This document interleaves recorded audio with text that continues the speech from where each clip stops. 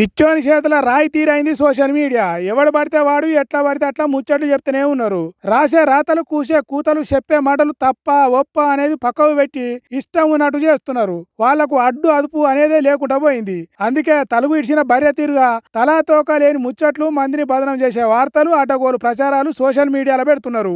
అగో అసొంటోళ్లకు ముగుదాడేసే ఉపాయం చేస్తున్నాడు AP CM Chandrababu Naidu sir. అదేందో మీరైనోన్రి. సోషల్ మీడియా కూడా దాన్ని కూడా మీరు క్యారెక్టర్ అసాసినేషన్ ఎక్కడున్నా ఎవరిని వదిలిపెట్టాం. అవసరమైతే ప్రత్యేకమైన చట్టం కూడా చేస్తాం. అదే మరి 16 years కూడా వర్కౌట్ చేస్తున్నారు. అది కూడా ఒకసారి హోంవర్క్ చేసి అది కూడా తీసుకొస్తే ఎక్కడ కూడా ఇష్టానుసారంగా విచ్చలు పెడతారం మాత్రం ఉండడానికి వీల్లేదు. అంతే సారు, ఇడిచిపెట్టద్దు. ఈపులు సాపయ్యే పని చేయాల్సిందే సారు. ప్రజలు ఓట్లేస్తే గెలిచిన నాయకుడు అనే మర్యాద లేకుండా ఎవరి ఇష్టం వాళ్ళే అన్నట్టు చేస్తే ఊకోవద్దు సారు.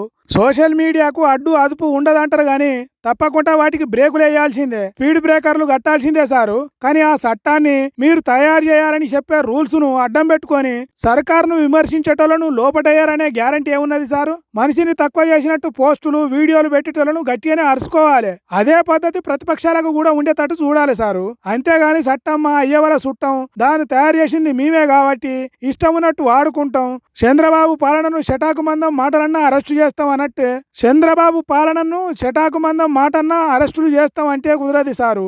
ఒకవేళ నిజంగానే రాజకీయాలలో ఉన్న లీడర్లను కొందరు కావాలనే గలీజ్ కామెంట్లు పెడితే అందరి మీదే చర్యలు తీసుకోవాలి. అంతేగాని మనది సంసారం మందిది వ్యభిచారం అన్నట్టు చేయొద్దు అని కోరుకుంటున్నారు. చంద్రబాబు సారు గురించి, సారు పాలనా పద్ధతి గురించి తెలిసిన ఏపీ పబ్లిక్.